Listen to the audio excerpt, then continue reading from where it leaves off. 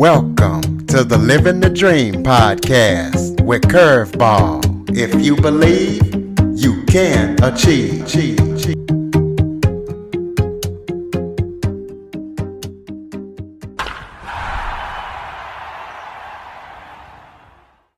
Welcome to the Living the Dream with Curveball podcast, a show where I interview guests that teach, motivate, and inspire. And we definitely have an inspiring conversation today as I am joined by JD Mass, who is an entrepreneur, an activist, a podcast host, and an author.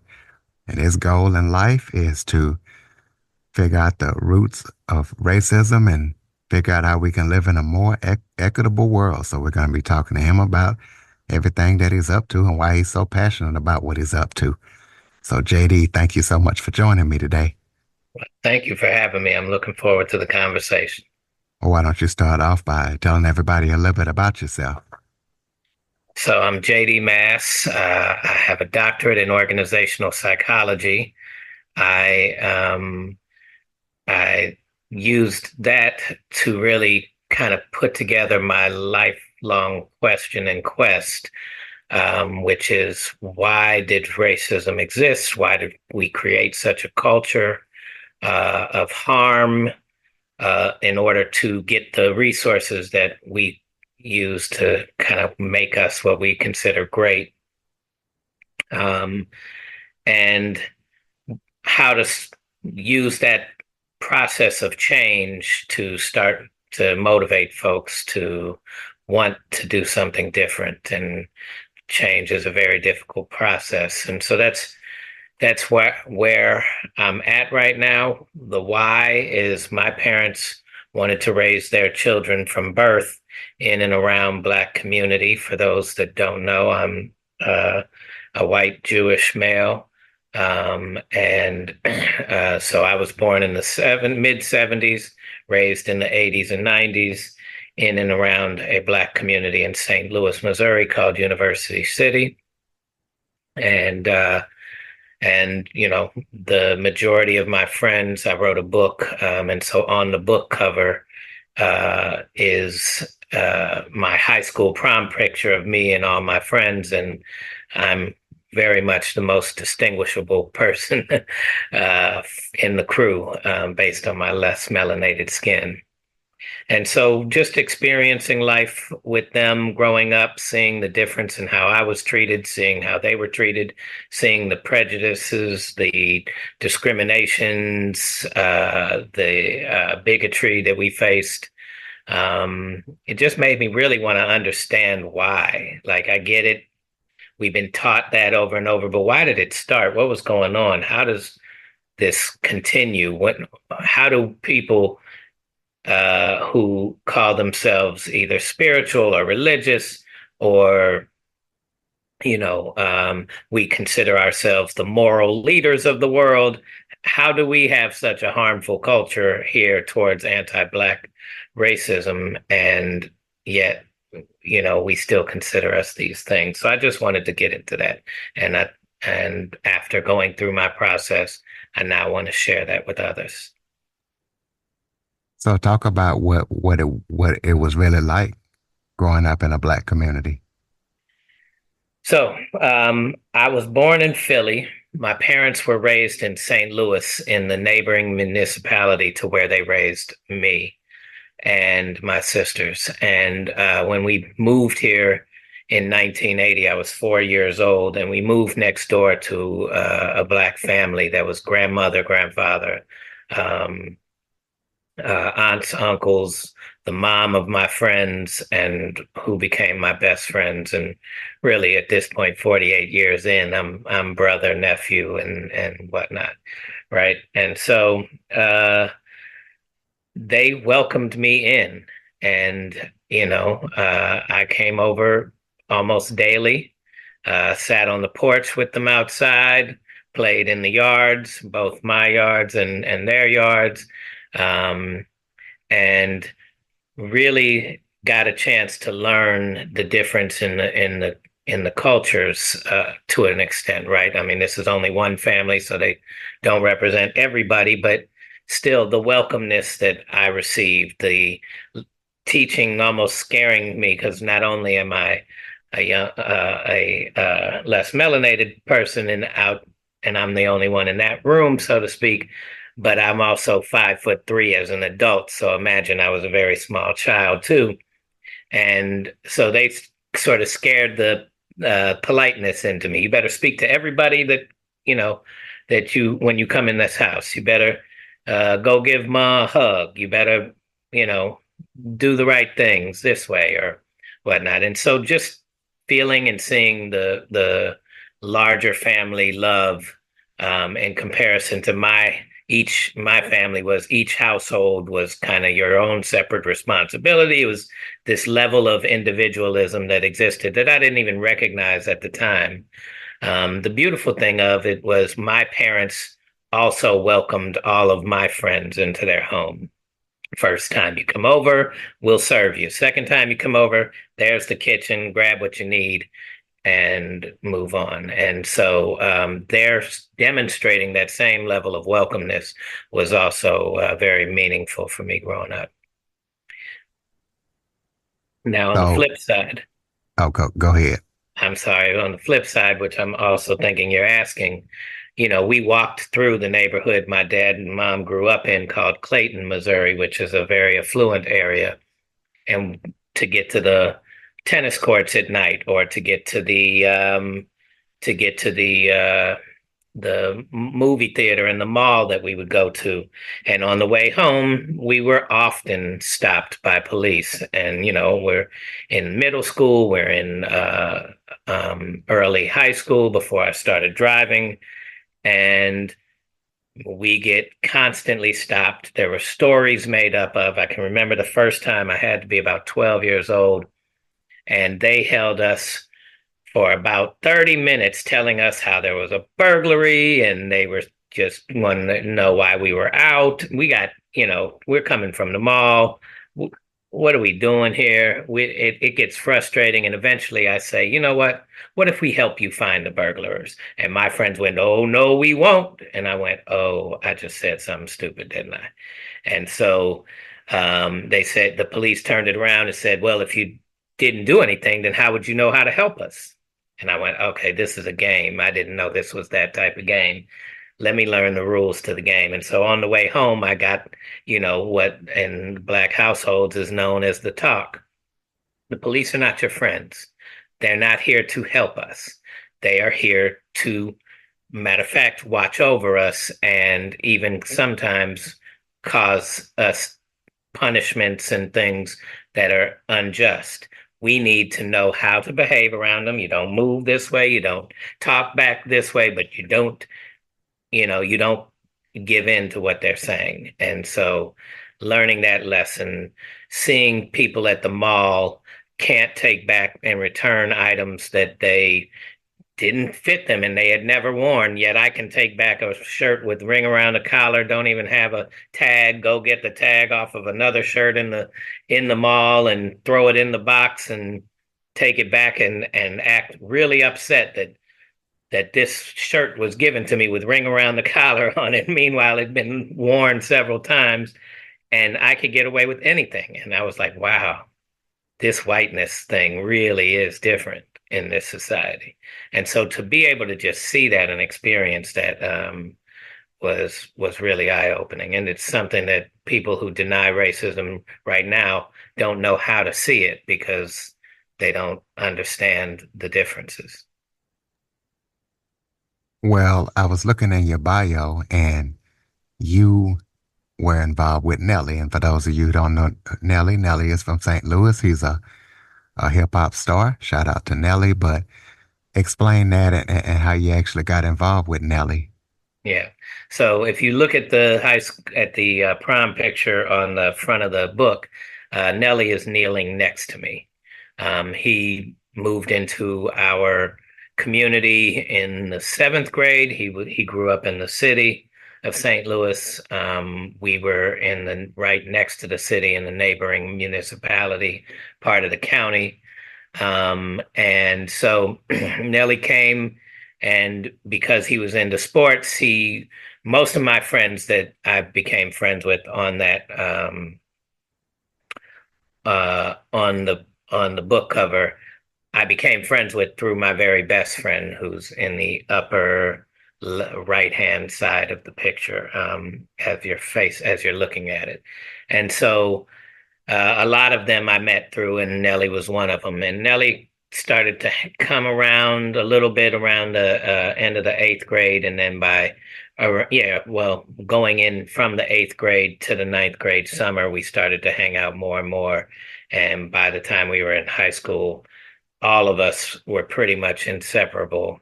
Um, and so I was also entrepreneurial from, cutting grass and making flyers and getting around the neighborhood to with my best friend to when I was in college, I started a tennis teaching organization with my tennis coach at St. Louis University. And because Nelly saw that as his career jumped off, I had just finished college and went into banking and was hoping to kind of move my way up the banking system, knowing how powerful that financial industry is for our ability to have a disparity in income and wealth in this country. And wanting to fix that, I figured, okay, I'll maneuver my way, allow my whiteness to help me build through, and then see if I can affect change that way. Well, 9 months in, Nelly's got the number one song in the world, and his album drops, and it's him, Britney Spears, and Eminem at the top of the charts. And so instantaneous success after all the years that he put in. He called me up and he said, I want to do these entrepreneurial things. I want you to help me out doing them. Quit your job. I'll pay you the same salary and let's get rolling. And so for the first 4 years, 2000 to 2004, I worked with him pretty intently on his entrepreneurial projects.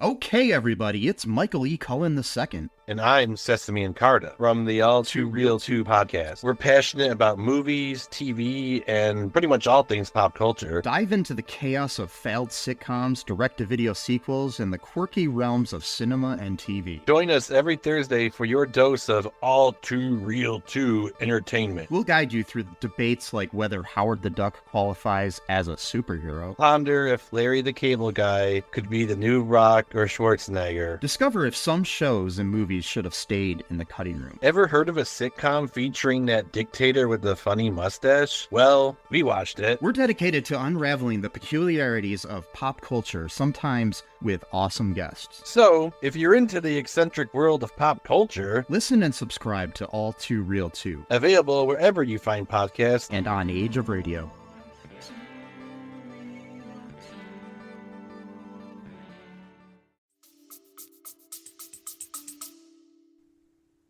Man, that is amazing. So not only do you do that, but you have a podcast that you started with Corey. So kind of tell the listeners about your podcast, what they can expect when they listen, where they can listen, and how you guys got started. And who is Corey?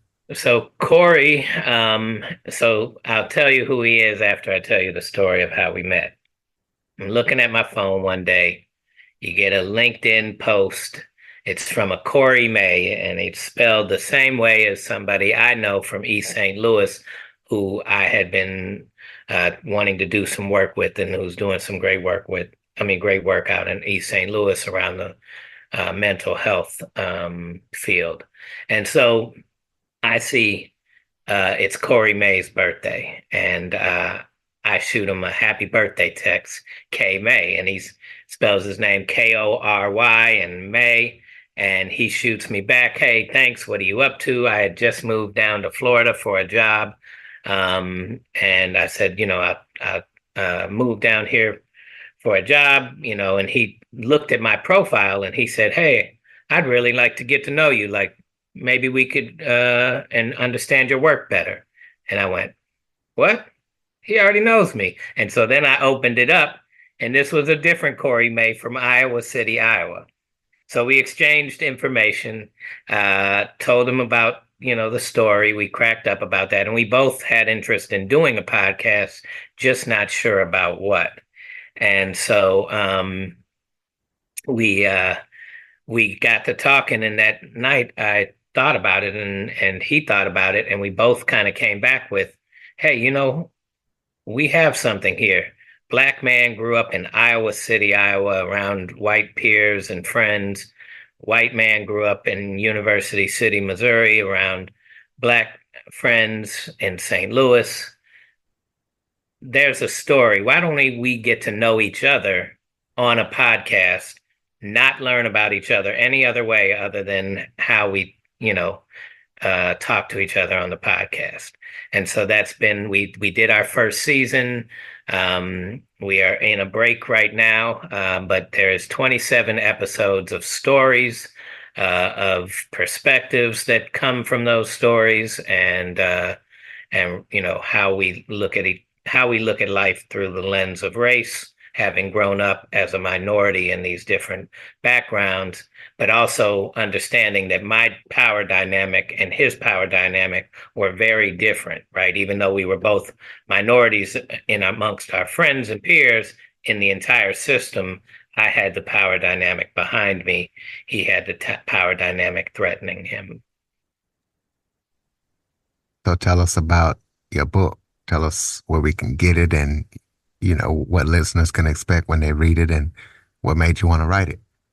So my book is called Race for What, FOR, what, and that is the title of the website as well, where you can find the book. You can get to the links of where it's sold. And there's quite a few options, Amazon being also one of them, but Barnes and Noble and elsewhere. I did an audiobook version of it, and it's on ebook form. But raceforwhat.com has information about me. The book is half of it is stories of my life, memoir style, regarding regarding my growing up in race and how race is related to my life. And then 7 Steps to Healing the Harm of Our Culture is the second half. And I wrote these 7 steps based on my experience, what I had to go through. Even though my parents purposely raised me not to be racist at a time when we were all raised to be racist, there was still a level of lack of understanding of the other culture that I got that my parents didn't quite get to experience on a full note half the time, right? And so I met a Hebrew Israelite community based in Dimona, Israel. They were all vegan. They were living according to, natural laws, wanting peace and health and all these positive aspects. And I came in and wanted to make, some real improvements as I saw it, so to speak, or really bring my level of influence and business to the table. And they told me, sit down. It takes intentional effort to really build such a level of humanity that I had never seen before. I got very excited when I saw them. And so I talk about my experience, and then I take them through 7 steps to healing the harms of our culture. So one of your passions is reparations. So tell us about why you're so passionate about that. Because there's a level of humanity in it, and we haven't learned that level of humanity. And there's a level of humanity in Black culture, and we don't learn about that either, right? So much of the harm of our culture to even us less melanated folks is due to the fact that there's no real truth taught about how we got here and why we cause so much harm, and what do other cultures do, believe in, how do they practice, what's important to them. And so it's hard to even know anything beyond the fact that to us, this is life. And I try and tell people, there's a saying going around these days that's kind of popular, life be lifing. And no, it doesn't. The world be worldin', because life is beautiful. Life is the earth providing us nutrients and us, having creativity, and that's life, right? This is a death-based system. And until we start to repair the harm of our anti-Black racism, until we start to even understand the motivation behind it, and this is, for me, beyond the check that everybody's so worried about it. But until we see it as true harm that needs to have an intentional effort to heal it, we struggle with our own level of understanding humanity, right? We struggle with our own level of understanding how our morals are shaped. And so I say my example in the book is, what if I'm walking across the street and I get hit by a car? What if that car was intentionally trying to run me over? And I'm in the right of way. I got the walk sign. I'm in the right lane, the walk path, and I get run over. Do the rest of you, Curtis, sit around and go, I didn't do it. Don't look to me for help? No. The people around would go, oh my gosh, let's go help this person. Okay. Don't touch them because you don't want to hurt them any worse, right? So if we start doing things without knowledge of how we got here and an understanding of what truly our cultural harm is, then we can cause more harm. But at the same time, we don't not do anything because we didn't cause it, right? So when you call the ambulance doesn't say, well, I didn't do it, I'm not going to help them. No, we have a system set up in place to help repair the harm. And it takes intention. And there's going to be pain involved. If you're going to move me and I got a busted up knee and a messed up back and head trauma, you're probably going to cause me pain. And so even in the repair process, right, if you have to surgically repair something, you're cutting open something to get to somewhere else to fix that problem so that we can start the healing process. And there is pain involved in that. There's pain involved in lifting weights and strengthening yourselves. There's pain involved in rehabilitation process. But there's also such a beautiful result when we do it right, when we start to heal. When you see that person get injured and you call the police, there's something called 911, there's something inside of you that has concern. I hope he's okay. I hope that person heals. You would love to find out that person healed. The family members of that persons want to know, right? There's an entire ecosystem of humanity that comes from the healing process that we do not address in this. Step 4 before this goes to appreciating the value of other cultures.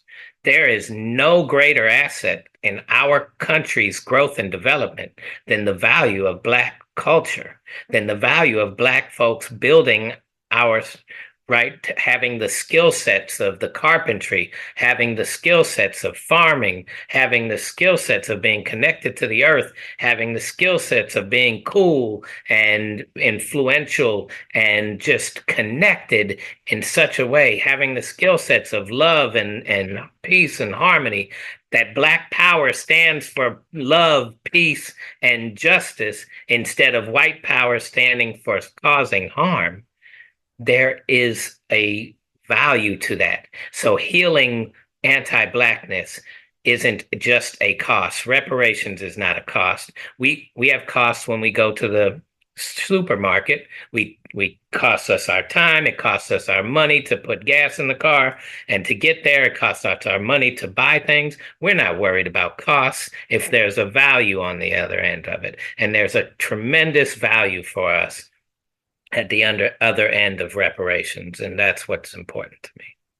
So what is your opinion on cancel culture, and how would you define it? So I would define it as anything from murdering somebody and war is a form of canceling, to not being able to have a conversation and work through some things so that we can learn. And instead, we find disagreement as a place where we shut down and don't continue a conversation, where we don't say to, when we don't see people making mistakes and say, we don't have to just punish them, but we also can work with them, right? And so it's so easy, and we feel good about ourselves because we're in a place of privilege to just shut down a conversation. Oh, that person wore blackface. Oh, that person said this comment about gays. Oh, that person doesn't agree with me. And we cancel that. Well, if you're in a position of systemic power, canceling doesn't bother you as much, but it's causing harm nonetheless still, when we actually could, as we saw in the state of Virginia, when they determined that long ago, the governor, I think it was at the time, had worn blackface. White folks wanted to cancel him more so than black folks did. They wanted him to now show some level of repair in his work, that he had healed and learned his lessons. That's a powerful statement. So to work through this, right, the muscles were torn, going back to the making muscles and building, in a strengthening standpoint. You tear the muscles when you're lifting weights. And then when the muscles heal, that's why you give it a break. There's pain involved the next day, but that healing makes them stronger. And that's what the potential of removing cancel culture as the way we operate with something, instead of working through and teaching and finding out maybe there's a language difference, and the way we're receiving the information is not the way it was intended when it was spoken. Or maybe somebody was cracking a joke, and even though we didn't like it, didn't really cause that much harm. We're making more of a deal out of it by canceling it and not allowing us to move forward. The spirit is always moving. Energy is in constant motion. We can't try and control energy by stopping it. We actually would do much greater by just having the conversation. Because the other part about it, right, in one form, cancel culture is, let's remove all books about race and everything. And on the other side, it's, if you don't agree with me, you don't get to, if you say these harmful things, we're going to not support you, and we're going to cancel your ability to move forward. Both of them are harmful in stopping us from getting somewhere. So talk about some of the challenges that you faced on your journey to healing. Well, one of them is cancel culture. Right now, after George Floyd and that start to push towards healing, there was a big pushback on whether or not books should be appropriate, whether we should learn about our history, or whether we're just going to keep making white folks feel bad and we're not going to get anywhere in this world. And so there is even colleges that would used to be the place where we could have these discussions. And I think part of that is a pushback that on the liberal side of things, when right-leaning folks would want to come speak at colleges, liberal students and teachers and whatnot started to shut them down. Now there's that backlash. And so it's very hard to even have discussions on college campuses anymore. You have so many rules and whatnot, and that's the target audience that I want to work with. So finding that there's so many other problems people are dealing with right now. They don't want to have the conversation of race. And because we've never healed from it, we've never really gotten away from it. We've just run away from it, right? It doesn't happen as much anymore. There's so much still denial going on. And there's so much pain economically over that go beyond race going on, that it's difficult to still have the conversation and get to a place where we actually really work towards something. Because one of the other challenges that where we are in this system is, when like you got a job, you see something's wrong, but you need your job, right? So you're not going to say anything. You might go home and talk to your loved ones about it. What should I do? If we didn't have those pressures, then you'd be a good person. You would being a good person, you would go and say, hey, that's wrong. Well, if you're wrong is being done by the boss and the boss's bosses, you're at a threat. And so now there's also so much of the difficulty to change is because I don't want to lose at least what I have right now. And so if I lose what I have, then what do I do with it? Right. And so my challenge is to get people to see that if we start to let go of some of the harmful ways, if we start to let go of our dependencies on some of these cultural systems that are built in place, social systems, this desire for such convenience, this desire to have our emotions be the center of our universe versus sharing things in a more collective way and supporting one another and serving one another, and the value and the enjoyment that's going to come from that. And so helping to shift the ideology from our fears of losing something to what we can really gain if we really let go of the harmful ways is the challenge. Tell us about any current or upcoming projects that you're working on that people need to be aware of. So I am putting the 7 steps. I'm a little challenged right now, just getting the technological help. I have a 7 steps program. So one of the challenges is finishing up this 7 steps program and being able to promote it. I'm looking for the right partner in an organization that's already working for justice or equity or something to that nature. What I found in anti-racism work is because there's been this recent push over the past, however, 20 some odd years that white folks need to work on white folks in an anti-racism way, and then we can work on, healing the work with other folks, but we need to kind of fix ourselves first. The problem with that is it's the blind leading the blind, and I don't mean to cause harm or put down anybody who's doing the work. I think the work is great. Sometimes we need to have a level of greater understanding that says, yes, you're doing this the right way, right? It can't just be us completely doing this on our own, because there's just so much we don't know about the other cultures, and it's purposely been done by this system. So what I'm doing is the 7 steps. If I can get the support of organizations that already have Black folks, people of color that can also say, hey, this is going on and this is something we can get behind, I'm looking to really launch that. That is a major focus of mine right now, is the 7 steps, and working on speaking at colleges and getting across to that community.